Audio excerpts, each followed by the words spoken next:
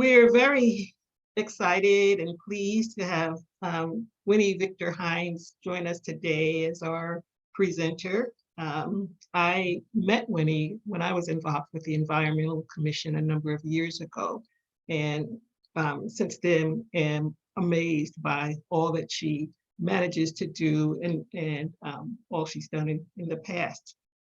She's currently the executive director of the Weequahic Park Association, and serves on the Newark Environmental Commission. She relocated to the United States from South America and has worked as a community development worker, a social activist, and an educator in Washington, New York, and South America. She's also an environmental justice activist and is fluent in French, Haitian-Creole, Spanish, and English. And as part of her presentation today, she's going to share more information about herself. So I will turn it over to Wynnie and thank her again for being here today.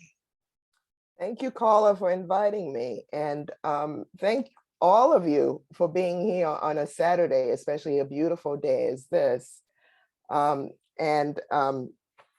happy to be here and glad to tell my story, because I'm usually someone, you know, who doesn't like to be in the forefront, but somehow I managed to be in the forefront, sometimes out of necessity. And so I'm going to share the screen and see if it works.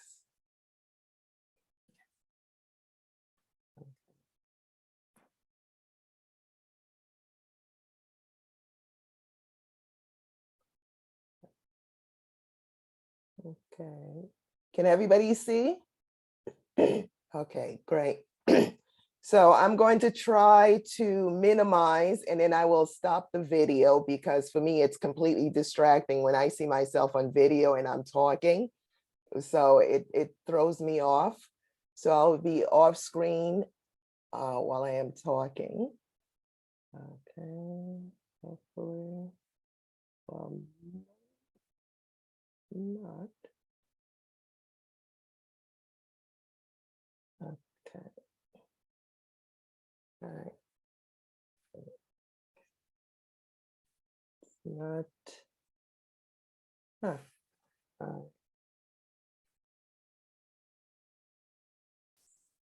I'm having trouble minimizing it, the screen. Somehow I see, Carla, you're in front of the presentation, so I'm having a hard time seeing it, the cursor. All right, I'll try and continue anyway. But can everybody see the presentation? Yes, it's coming across clear. We don't see it across, but it's not advancing for some reason. Huh. Okay. Let me try to get out of it, and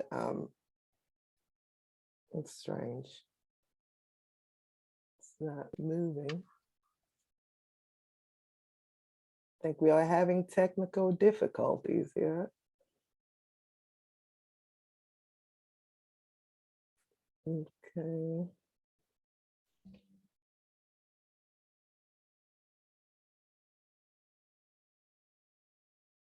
Let me pause share, see if it'll pause the share for a bit. How about this? Yep. Is it working? Yep. Okay. Going forward. Yeah. All right, so let me go back. Push the back button. Back button.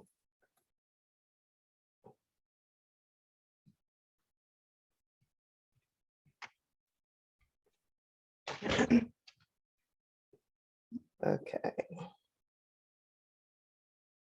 Okay. Yeah. All right. Yep. Great.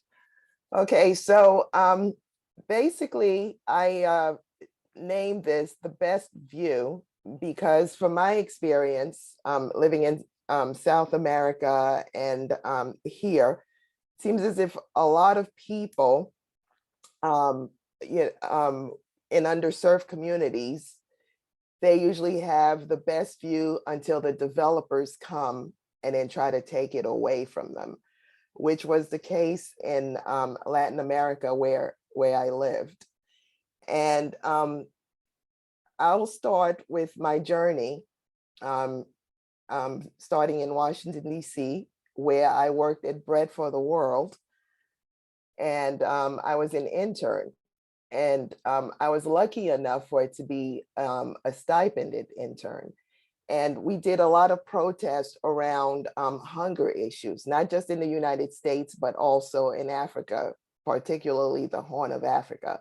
So on the right, you'll see one of our protests at the National Mall, where we slept for 24 hours. And there was an event. And at the time, when people started to say the Pledge of Allegiance, and I pledge allegiance to the United States of America, we said, I pledge allegiance to the divided states of America, which is a bit prescient to what's happening today because it's so divided. And so we got bottles thrown at us, you know, and all these profanities thrown at us, but it didn't bother us because we really believed in what we were doing. And the picture on the left is with Governor L. Douglas Wilder, who's the first African-American ever elected governor in Virginia. And so aside from protesting, I also did some lobbying, and well, a lot of lobbying and also a lot of protesting with Bread for the World. And then after Bread for the World, I moved back to New York, and then I joined Maryknoll. And Maryknoll is basically like a Catholic Peace Corps. And so I was stationed in Venezuela because it's an organization. I don't know if you're familiar, a long time ago, around the 80s, it was sort of dangerous to be a lay missioner, to be an activist, and in some parts of the world still is. You know, lots of environmental activists are being killed every day. And, you know, in the Philippines, Latin America, all these other places. And so I decided to join Maryknoll, you know, to do some social justice work. And not to proselytize, even though it is a Catholic organization, but it was basically to be in solidarity with underserved communities. And here I am in Bolivia and also the Amazon. And basically, I just spoke to people at that time. So I would go around and, you know, just talk to people and find out where, you know, where they were at, what were they doing, and all the obstacles and challenges that they were facing. And so here I am talking to some two Quechuan women. And I mean, the amount of work that they had to do and the discrimination that they faced, it was just, you know, it just broke my heart, just hard to take. And here in Venezuela, after Bolivia, I went back again to Venezuela, and some promos and trying to get people to become involved with Maryknoll. And the woman on the right is Juana, and she was this impoverished woman. She since passed away, and the kids would make fun of her, and sometimes they would throw rocks at her. And I befriended her. And so I told the kids to stop.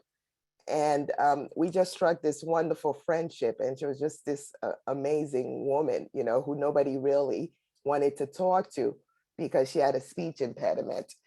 And here is the river, Rio Turbio, because the neighborhood that I lived in is called Brisas del Turbio. So it's turbidity, you know, it's a dark river. And so the view from my home was this river. And that's the other reason why I say the best view, because even though I lived in the city, a city bigger than Newark, and in front of my house, if you walk down the block, you would see taxi cabs and buses and, you know, emissions and then markets, bakeries and all of that stuff. Once you entered my house and then you went in the back, you were greeted by this view. It was high on the mountain, you know, so a lot of people were surprised.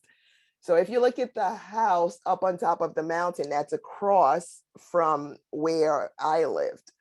So then I would look at the river and I would see these trucks coming in and, taking the gravel, taking the sand from the river, basically eroding the river and setting it up, for flooding, just degrading the environment.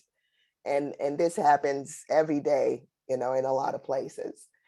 And so after I've been there a while, they decided to do a story on my work. And then I made sure, to have Juana included in the story.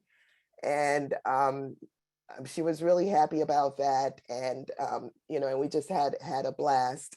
And so the story, I'm glad that it mentioned, that how the people were living, because where I lived, it was called a red zone. And so you had extreme poverty in one place, and then a lot of people where they built their own homes. So they just decided, okay, there's an empty lot. And so one person would come and then put some cardboard, scraps of metal, tin roofs, and then build their homes. And then others would join. So something like this. And then it became a neighborhood.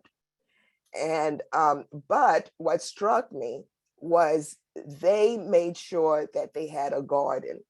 They had a garden, or they had flowers. So you would see huge sunflowers, and you would see also fruit trees, aloe vera plants, herbs, all these things. And after, well, let me go back. So after meeting all these people, I would visit them on a regular basis, and I got to know practically, the whole neighborhood, because I would just go around and talk to people. And within my organizations, we got together with different organizations, global organizations, Venezuelan organizations from other parts also of Latin America. And we would meet and we would strategize what to do. But some of these also were community groups. Like I had a women's group and a youth group. We had music group. And that's where I started with a children's music group. And going there, I did not know how to play the cuatro, and I did not know how to play the guitar, but one of the nuns, one of the sisters, taught me how to play the guitar and the cuatro. And then I turned around and got together with this gentleman who's next to me. I don't know if you could see him. And he was the janitor at a school. And his son came to me one day and said that, his dad had been trying to form a music group for the longest time. And because he's the janitor, no one would pay him any mind. So then I said, well, we're going to change that. And so I went to Mr. Ismael, and I told him what I wanted to do. And we joined forces, and then we started to teach the kids the cuatro and the tambor. And they became part of my activism. Now, the one stipulation that I had was that once you learned an instrument, you had to turn around and you had to teach other people. And you also had to provide service to the community. And so we would go around and protest. And then eventually this group of Jesuit priests that I worked with, they decided to build a small building up at the top where there was no services whatsoever.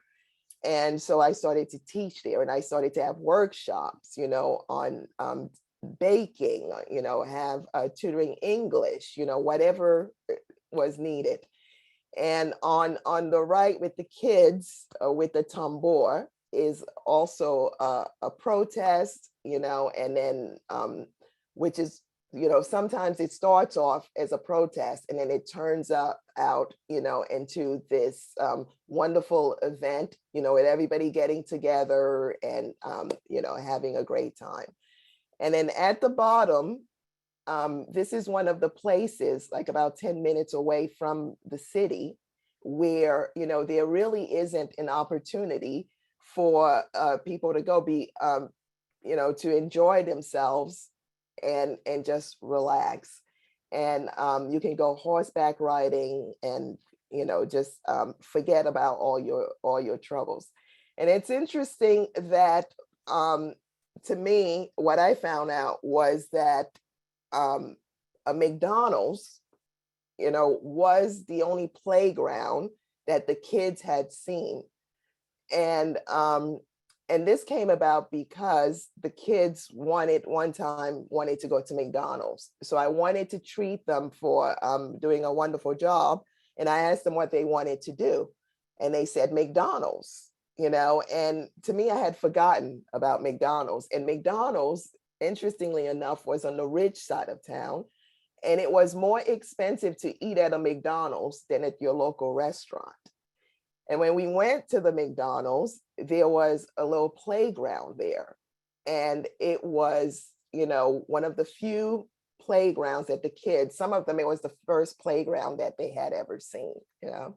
And so that was really an eye opener for me as well. And at the bottom, of course, I have to put a picture of my dog, because my dog provided a lot of comfort, you know, to me during this time. And as I continued with my work, you know, and I wanted to incorporate art into a lot of what I did, because I kept meeting up with artists, you know, in some of these protests and demonstrations. And then I got together with a few artists, and then this one is a Chilean artist who was living in Venezuela. And so he incorporated his art with my activism, and he was also an activist. And the same with this woman, Mariana, who's a Uruguayan artist, you know, and it was the theme around ecofeminism. And so it was basically, you know, placing gender at the center of, you know, environmental problems, and also a way to make visible the ways in which women, especially women of color, are particularly affected by ecological degradation, contamination, climate change, and also a way to bring cooperation, you know, mutual care, and to try as well to eliminate all forms of domination, you know, while embracing your connection to you, other humans, and you know, and the connection also that we have with the earth. So as you see, you know, all these wonderful people that I came across and became friends and family with, you know, everywhere I went, they managed to incorporate, you know, food, nature, you know, dirt. They had to get their hands in the dirt. That's how interconnected they were with nature. And at the bottom, you see these two little girls there. They were my neighbors. And the one on the right, her mother lived 2 doors away from me. And this is her backyard. So she's growing coffee in her backyard. So plenty of times, you know, I would go over there and drink coffee, you know, that came from her backyard, or go to a neighbor's house and, you know, have avocados and plantains and, you know, herbs, you know, that they would give me. And here is a newspaper article about our work with Colombian refugees. So because of the drug war in Colombia, Venezuela got an influx of Colombian refugees fleeing for their lives. And sometimes they weren't treated as well, you know, because of course it happens here when, you know, you don't have enough, and then other people come in, you think that they're going to take the little you have.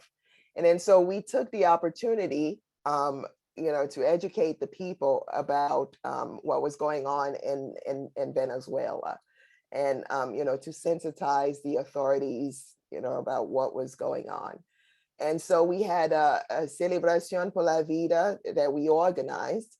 And so this was inside a church, and then people had to write what they wanted, and what they had rights to. So we went also to the neighborhood and had murals, had the kids do murals. And tengo derecho a, I have the right to what? To a home. I have a right to clean water. I have a right to education, etc. And so at the bottom, another one of my groups, this one, a folk dancing group with the girls doing Venezuelan folk dancing. And this is also at a protest in a mural that we were doing outside of the neighborhood. So this was further downtown where you have a lot of traffic, and the walls, I mean, they were like, I don't know, 3 blocks. And so we had we got different organizations to come and paint different messages. And the kids, they were such troopers, as you can see. It's light at the top. They're there in the morning, early in the morning, and late at night, and they're still there. They're playing and they're dancing, and and people are honking the horns, encouraging us. And so it was always this wonderful feeling of solidarity. And here are some more pictures of the murals. And the one at the top left, here I am sitting on the ground, and I wrote what we painted. So different races, cultures, people, diversity, rhythm, and creativity with a common desire for freedom and gender equality. And, we couldn't have said it better, because at the time, that's what we were feeling, because it was such an oppressive period. And so, there was protests against Helms-Burton, in solidarity with Cuba, et cetera, et cetera. So then I come here, fast forward to Newark, I go back to the United States, and then I start with the super neighborhood community under Mayor Booker's administration, and Deputy Mayor Muniz. And I wrote some of the articles for the newsletter. And the super neighborhoods now, I believe it's only the Ironbound that's left. And I think Lenny Thomas's super neighborhood is the only one left. And basically, to create a covenant, between the super neighborhoods in the city, and to get the community to have a say into what they want in their community, which is a wonderful concept, but unfortunately, it didn't last. Maybe it can be revived, who knows? But I think it's still a wonderful idea, and maybe someone can start them again. So this is still part of the super neighborhood. This one, community garden over there at Renner and Elizabeth, and over there at Lincoln Park, and here at Mildred Helms Park, that we had a jazz concert also, and different parts of the city. So we had them in the different wards. And if you look at the top right, you see a basket with fruits, because I try to incorporate healthy eating as well. I made sure to have, a variety of foods there that were healthy, and try to get them from local farmers as much as possible. And at the bottom corner, you see a picture of Deputy Mayor Muniz and one of the original Weequahic Park Association trustees, who since passed, Richard Whitten Sr.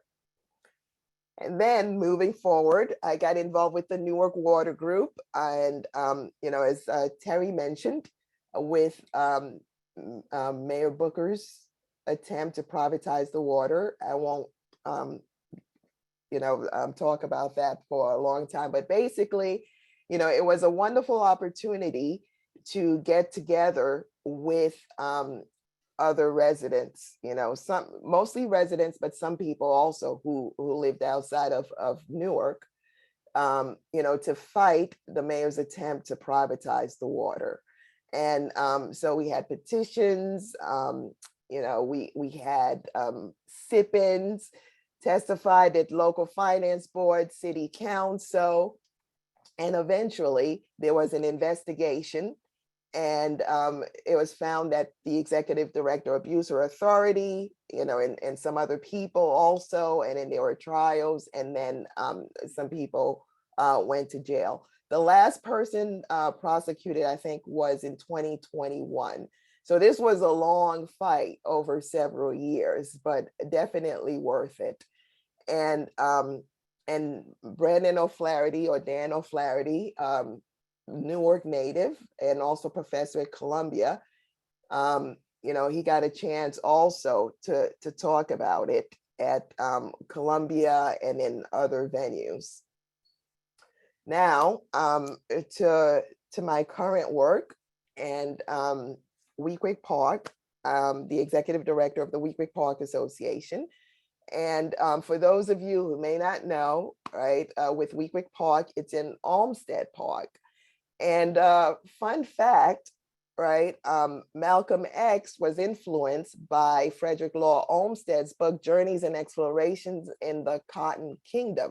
And Weequahic Park, it's a 311.33 acre park, 80 acre lake, natural lake, which was originally a cove. And Weequahic is the only neighborhood in Newark with an indigenous name. And Weequahic Park Association came about when a group of runners who would run in Weequahic Park saw the degradation that was going on in the park and decided to form the Weequahic Park Association. And in 1995, it became the first park conservancy in New Jersey to enter a partnership agreement with Essex County. And the work that they've done, right now as executive director, I've had the opportunity to go over some of the documents that they had in the past and some of the work, like for instance, this newsletter written by Amiri Baraka Sr., just incredible. I mean, the amount of work and the quality, it definitely should be preserved, and it should be talked about a lot more. And you see some of the activities that they had. I mean, look at the artwork, just wonderful. And when you actually see them in person and you touch them and you see the quality of the material and the thought process and the vision, the language, it's just astounding. And I feel really lucky to be part of this wonderful organization. And this is our current president, soon to retire. He's dying to retire because he's been at this for years, but I think over 30 years, Mr. Wilbur McNeil. And, he's just a tiresome advocate for the parks, restoration and rehabilitation. And these are some of the programs that we've had in the past, the Summer Fun program, giving free meals, also in collaboration with the county to kids, jazz program, jazz lessons, daycare, and participated in air pollution and noise pollution studies, global crackdown, asthma studies as well. Here, controlling airport related air pollution, that we've had people come and talk, scientists come and give presentations. And you could see some of the former environmental commissioners as well. I think Carla, your name is up there also, and one of the activities that we've had. And we've had a Weequahic Park urban forest inventory where we tagged all the trees in the park, and we would love to have even more trees and more activities, but unfortunately, because of lack of funding, it's hard to do. And we're not just relegated only in the South Ward. We go also throughout the city and outside of New Jersey. We've gone to Prospect Park in Brooklyn and spoken with them, they invited us to a luncheon. So we do have different dialogue, and we're always trying to improve how we can do things and also improve the park while retaining its historical value. And also planting more trees with the New Jersey Tree Foundation. And they helped us plant a tree in honor of a former activist. I don't know if maybe some of you heard of him, Bill Allen, who was very active with the Weequahic Park Association and also throughout the city. And he passed away, and we built a tree in his honor. And now my work with the Newark Environmental Commission, I'm currently co-chair of the Newark Environmental Commission. And here, with other organizations, we have the Newark Environmental Justice and Cumulative Impacts Ordinance, which the Municipal Council passed in July 2016, which at the time was the only one of its kind in the nation. And we do things like Idle-Free Newark, where we look for hotspots and then we name them so that we can put no idling signs because of all the emissions. And we had joined forces with the Newark Urban Agriculture Alliance as well, one of the organization that's unfortunately, it's no longer around, though the individual members, they continue with their work with agriculture, community gardens, etc. And here are some of the commissioners, some of the work that we do. I've given presentation at Columbia University around Newark lead issues. And this one was the most recent one. It was in May, and it was in conjunction with Paris and New York, and different scientists and professionals talking about lead issues in their countries or cities. And we testify at city council hearings. At the bottom, if you see Cynthia Mayon and me and other activists in no fossil fuel protest. And of course, I mean, there's always some issue, that we have to talk about and bring attention to. And this one, clean air, healthy kids, and using data to build trust in our water system, the plastic bags resolution and ban. And we finally got also our environmental resource inventory, which took a while for us, to finally have. And so basically the inventory, it provides a baseline for understanding Newark's environmental burden. And, it helps towards, better decision making in terms of community health and then also long-term sustainability. And this one is specific also to Newark because we focused explicitly on environmental justice that Newarkers encounter. And some other organizations, also with Forest Watch, trying to get Governor Murphy not to log, up there in the highlands, not to chop down the trees. And then we had people come in the presentation, for instance, the one at the bottom with Newark Building Collision Project, because so many birds, unbeknownst to a lot of people, there are like over 2,000 birds that crash into Newark buildings a year. So, just so many things that we're not aware of. And also water is a constant issue. We've given talks at the Newark Public Library games of extreme that we had at the Weequahic Park Association. And at the bottom, at the newly renovated Weequahic Park Association building, we had our retreat, which was recent. And of course, we're continuing the work, with other organizations. So of course, ICC, Make the Road New Jersey, and JEJA, etc. And here there's a protest, and in that protest, Mayor Baraka also led it. He went down to the port to protest against the Port Authority for good jobs and clean air.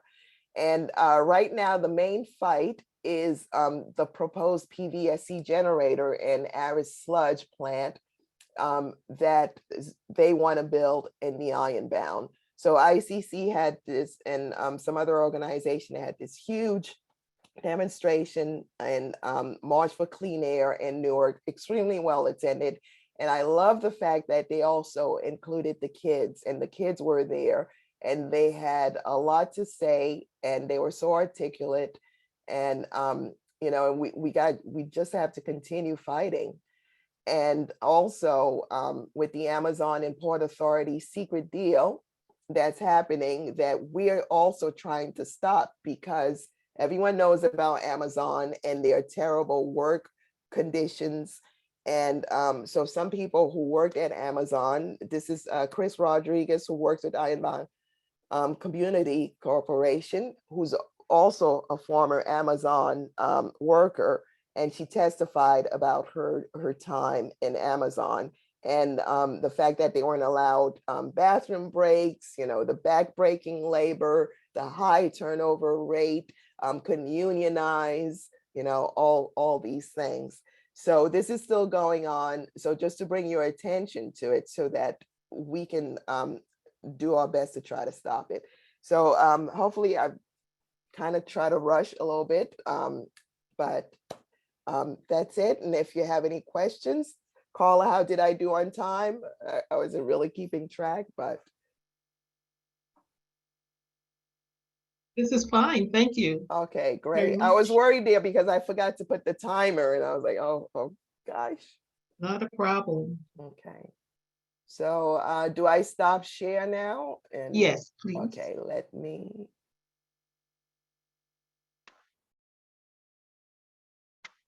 Did it work? Yes, Okay, great. thank you. That was wonderful. Any thoughts, comments, questions? Can I? Yes, step up. Hi, Winnie. I have a Okay. question. The tree count, is that published somewhere?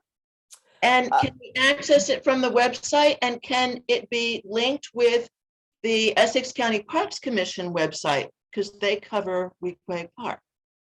Yeah, it's the relationship with us in the county in terms of communication.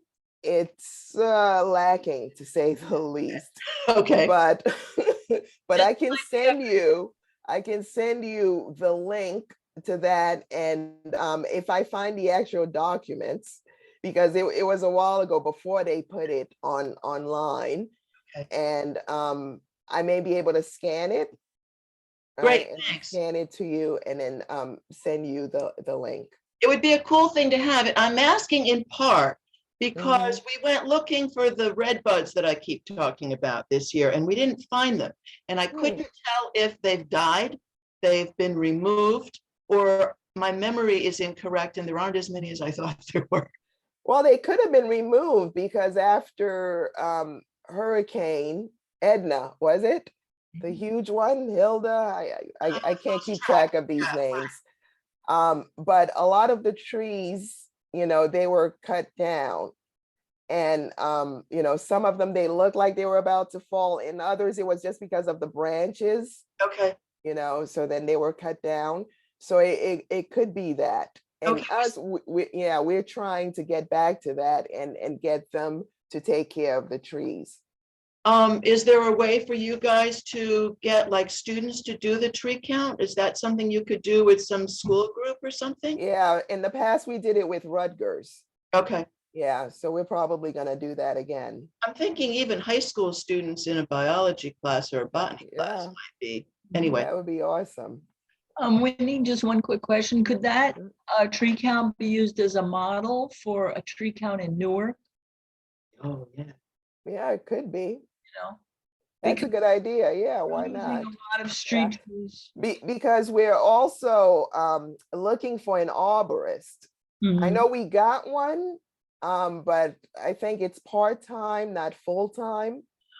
And we are trying to plant a lot more trees, you know, Good. with the goal of planting, I don't know, like 1,000,000 trees or something like that, but definitely. And speaking of trees, Bill Chappell brought it to our attention that they're trying to cut down the trees in Washington Park. Oh, God. Yeah, and there's nothing wrong with those trees because they did a tree assessment and they were in good condition. So there's no reason why they should be cut down, especially since, you know, the older trees are better. They absorb carbon dioxide much better. So they're like little muscle builders, you know, like they absorb it and then they get bigger and so it's more beneficial for us. But if you get a chance, complain to the mayor, you know, tell them, no, this can't happen. You know, the New Jersey Conservation Foundation is doing a big thing, apparently. I haven't followed up, but I heard somebody speak about protecting park trees because apparently it is essentially okay to cut down trees in parks for no good reason, which I was totally unaware of. Yeah. And Wow. it might be time to start trying to give something like historic preservation status to trees that are more than 20 years old. Yeah, absolutely.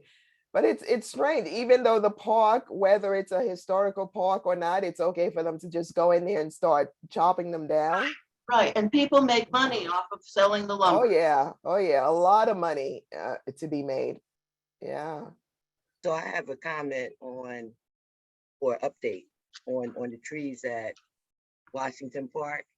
So I sit on that commission as secretary, Oh, good. and a lot of complaints have come from Sustainability Office, Environmental Commission, Community.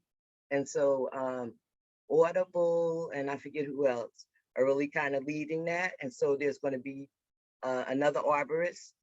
They're not taking them down because of all the Good, community yay. voices.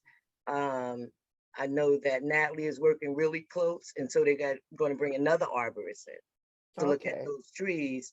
Independent arborist is not connected to the organization. And then also I think Rutgers is involved too. We're trying to find another arborist. So community voice really do work. And Yes. collaboration Good. Woo-hoo. on hold right now. All right, thank you, Donna. Yes. Yeah, it would have been a shame to cut them down. And I think the historical preservation is involved in it. There was a hearing, I think, on the 16th Yeah. about Yes. other things too. So Yes, I community wanted to voice make is it. I coming. couldn't make it. I had another engagement. Great, great to hear. Thanks. Welcome.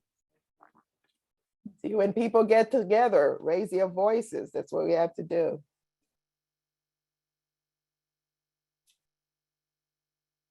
Any other comments, thoughts, questions?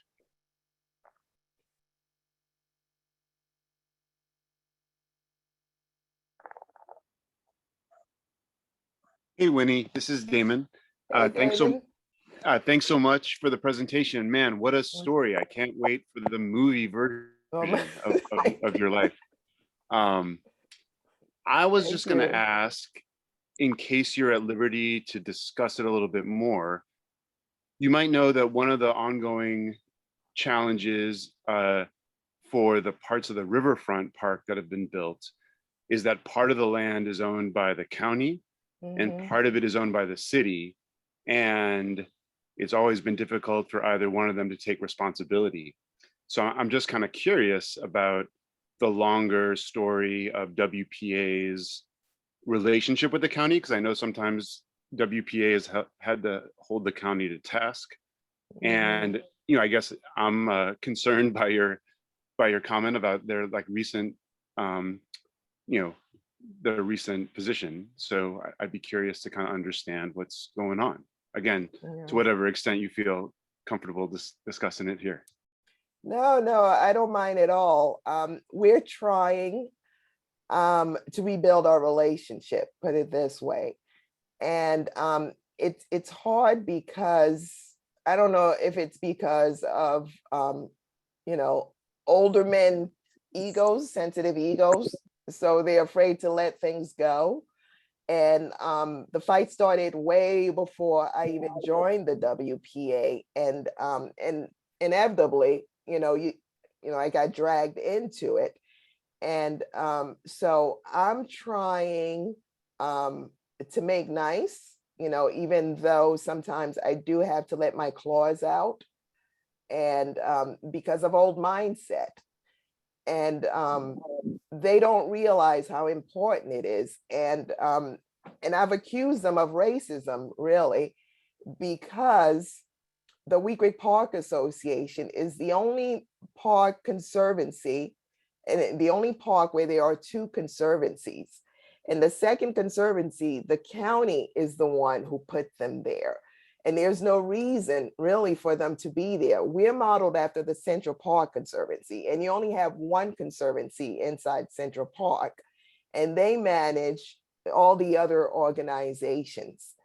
And so it's a way, for them, in my opinion, to erase the rich history that this African American organization has had.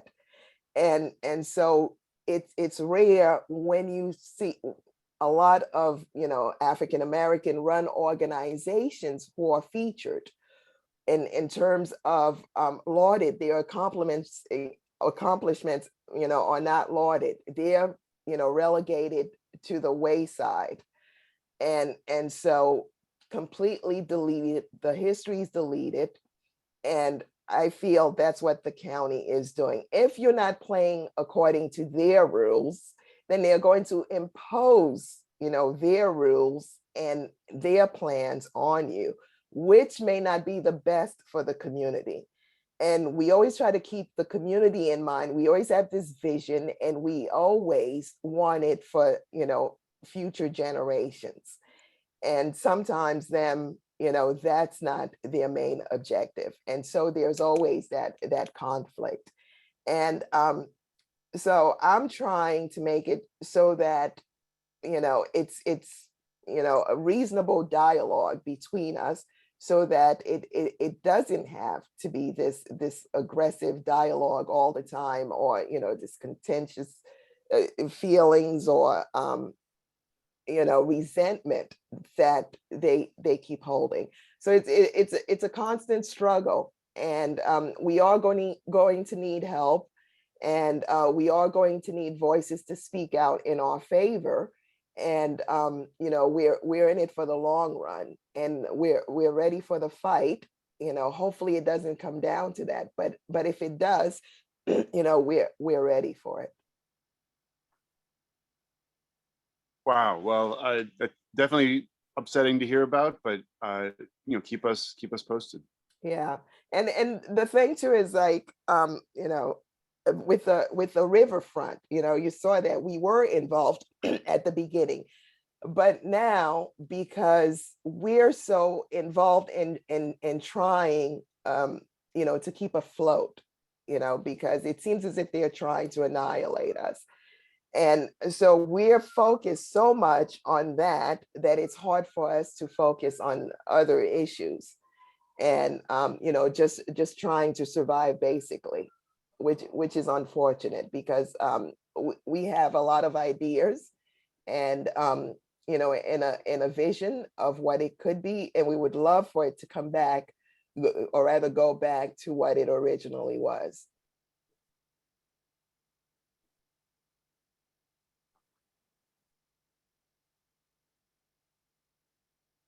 Winnie, just a quick comment. Your presentation was so beautiful today, and I really love the Thank you. history of the Park Association.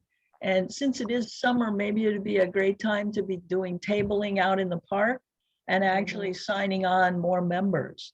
Yeah. Usually that's an often common strategy. I've been involved with tenant groups, fights around new development and stuff like that. And often they try to set up a counter organization. Yeah. And so Sure. you just have to out organize them, which it seems like you're on a good road to do that. Well, hopefully, thank you. Right now, we're in the process also of building our board. So if any of you, is interested in becoming a board member, just let me know, contact me.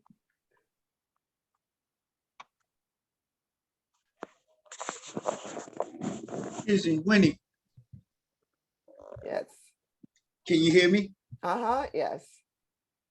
What is the relationship between the Weequahic Park Association and the Weequahic Sports Authority?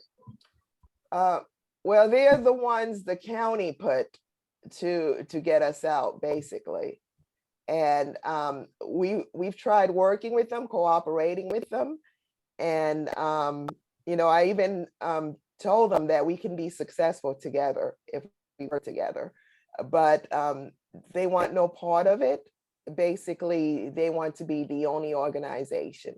And so it's unfortunate that they're using the fact that they have a baseball team and some sports team with kids, and they're trying to use the kids against us by saying, oh, the kids need the park. Yeah, we're not trying to keep the kids out of the park.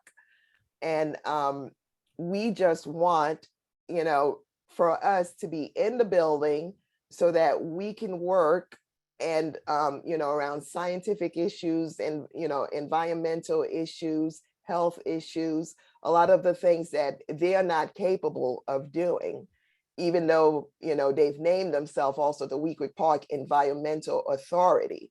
Now, what kind of authority do they have in environmental issues? Nobody knows. Just like sports authority. What kind of authority do they have in sports? Well, they're not any better than any of the other sports organizations, because we would love to participate more with other sports program and recreation programs.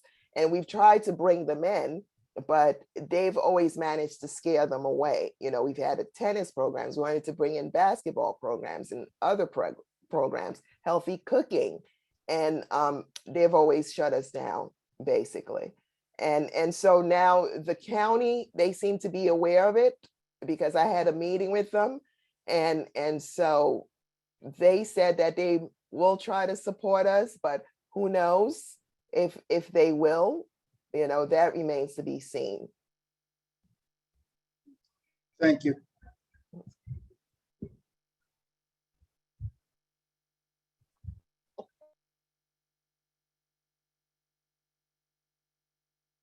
Any other comments, thoughts, questions?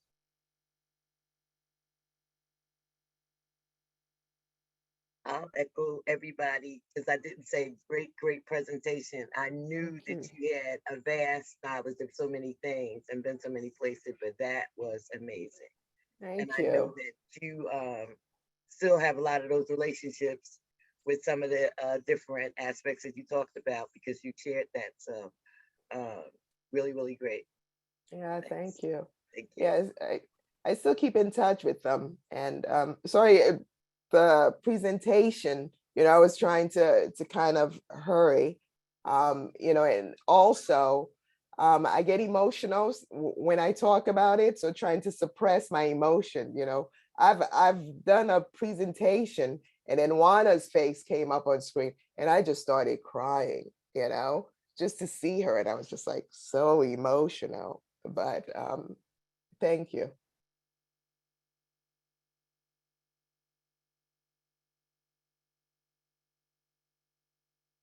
I think some of the things that you mentioned about your work at WPA and the challenges speak to the need for an organization like United Parks as one, and we're trying to grow into that vision, right? We're not there yet. The group started by primarily serving Nat Turner, Mildred Helms, and Jesse Allen Park. The vision eventually is to be kind of an advocacy support, among other things, for all parks in the city of Newark. And given that we have this vision of kind of community leadership of parks in terms of programming and other sorts of things. There's especially a need for that because we face in some ways similar challenges with city government at times. Uh, one of the things we're interested in is getting the city to recognize the links between the Tubman Square that they're working on downtown and Nat Turner Park in the Central Ward, right? So we've got two parks of historic significance, but often Nat Turner seems to be overlooked in that regard. And there are other things as well. So I think what you were saying kind of points to the need for us as parks and open space people to be able to work together towards kind of community direction and leadership when it Yes. comes to these spaces and places. Yeah, and I think it also comes down to making people feel welcome, to the park, that they can go and have wide education about the connection, because we seem to have removed ourselves from nature. And so just to get people to reconnect, and kids are great at that. They're great little messengers. You get them in there and tell them to spread the word, they start spreading the word, and they start taking ownership. They start telling you what to do, just like the kids in my music group towards the end. They were telling me, no, Winnie, not this. This is the note. This, no, you do this, or this is what we have to do. We have to go out there, and this is, and they're telling me, they're leading me, and it's wonderful. And they're still doing it. I mean, I'm a grandma now. They've gone,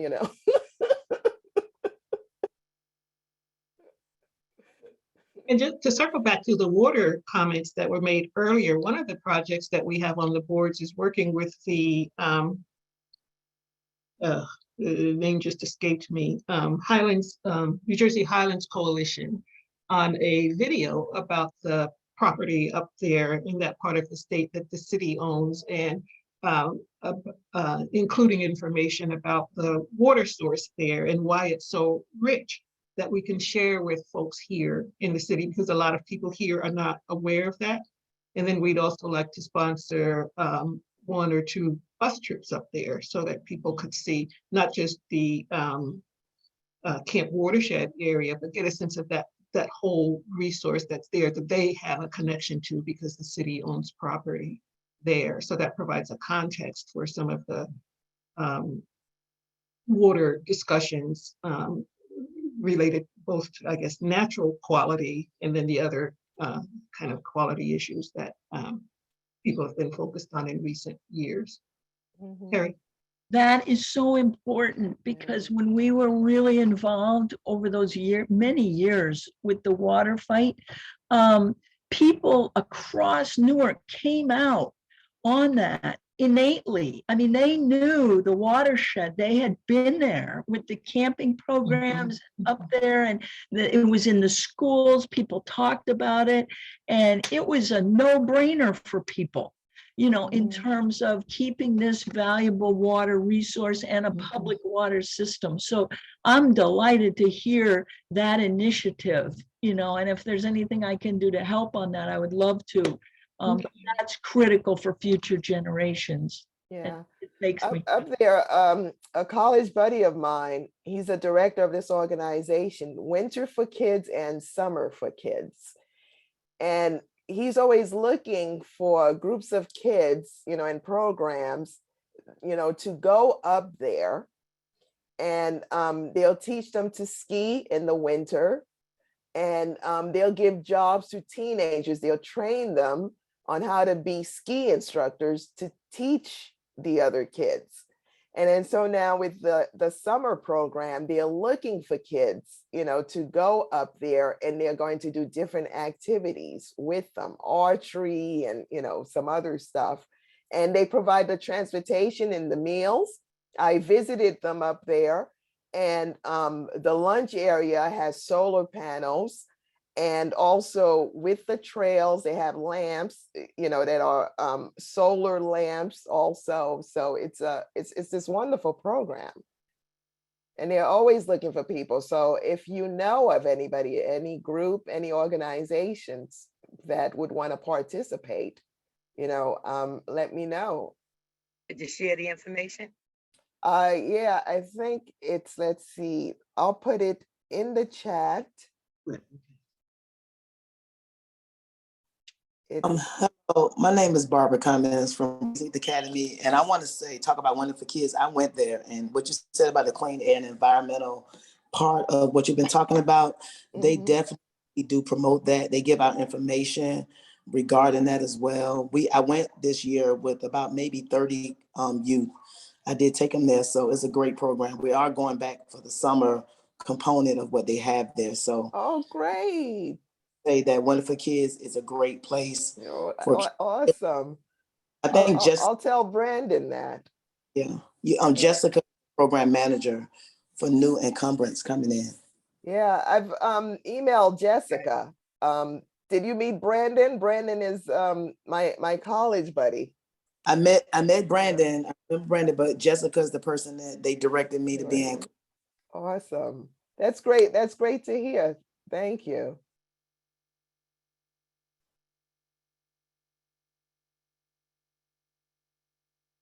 And any other comments, questions before we move on? No. If not, thanks again, Winnie, for Thank you. My pleasure. accepting our invitation and sharing your wealth of experience with us. Thank you. It's great Just- to talk to everybody. It's been a while. yeah. Carla, thank you for putting on this program. This was wonderful. I mean, we signed on because we're old buddies of Winnie's, but this was great to hear about, and we'll be passing it on to other folks we know. So thanks a lot for your work and for doing this. Great. Well, we do these sessions every month, and since November of, I guess, 20. I'm losing track of time. Yeah. I think our first one was in November during COVID. I get mixed up on the years, but actually the virtual meetings have worked a lot better for us because people come who may be interested in the topic or whatever. So we're pleased you could come and glad you could join us today. Our next meeting is, let me pull up my notes, the third Saturday in July, which is July 16th. Same time, 10 to 11:30. And at that point, our guest will be Natasha Dyer, the new executive director at Greater Newark Conservancy. So she'll be sharing with us her journey to this point, as well as her vision for where the organization might be heading in the next few years. So if you're interested, please be on the lookout for our information about that meeting, and please feel free to join us. Are there any other announcements or notices about events anybody would like to share? Oh, just the March for Climate Justice. It's going to be next Thursday, June 23rd. And I believe from 10:30 to 1:30, something like that. Okay. And I'm sorry. Barbara Cummins from Blaze Youth Academy. If you want to see some youth running around the field learning softball, we do have in our season 7 of Blaze Youth Academy, we have a softball game on Thursday night at 6 at 5, well, you could come at 5 o'clock at Hank Aaron Field, which is 207 Court Street in Newark. We're winding down on the season, but we would love for you to come to our game. Our last game would be on July the 9th. And this is a kids softball league? It's girls. Yes. Girls. Yes. Awesome. It's Babe Ruth softball. Excuse me, Barbara? Yes. Yes, this is Anthony Timmons. I coach softball at Weequahic High School, and I would definitely like to know when you guys get together. Yeah. So today we doing, I didn't want to barge in on the meeting, but today we doing like a, some instructional practices this morning. We'll be at Hank Aaron Field. I wanted you to come to a game though. So the game is on Thursday night. And we also have another game on next Saturday. Thursdays and Saturdays are the game, but we have in between, we have other sessions, and today will be a session. So it's at Hank Aaron Field for right now. We usually at Jesse Allen Park, but for right now, we're at Hank Aaron Field. Okay, and that's Thursday? Thursday night, if you come at 5, we'll be starting the game, but we'll be swinging right in the innings at 5:30. So if you want to come by on Thursday, we would love to have you. I am associating with, I think it's Shabazz and Eastside High School. I have some of the coaches coming out looking at the girls, and also have Seton Hall with Paige. She's also helping me out a little bit. Yeah, like I said, I'm the coach at Weequahic, so. I love to meet you, Mr. Anthony. Come on out. We love to see you. Woohoo. Looks like I'm Okay. going to a softball game. Woohoo. Nice, nice. And I added to the chat something that Dina Corbin, who was here, asked me to put in. There's a Juneteenth celebration today at the Culture Spot at 239 Hawthorne Avenue. I plan to head over there later this afternoon. That's at the corner of Hawthorne and Chadwick Avenue. And that's a location that Dina and some of her neighbors from the South Ward, an organization called South Ward Strong, have been activating for the last few years.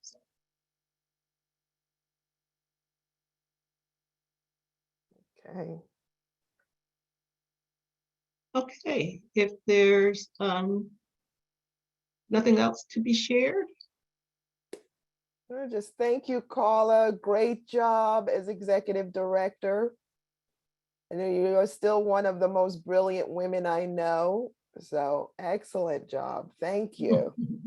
Thank you for those kind words. That's a big surprise. Thank you.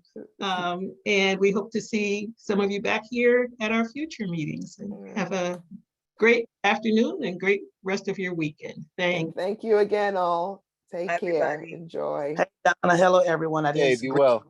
Hello, everyone. Bye-bye.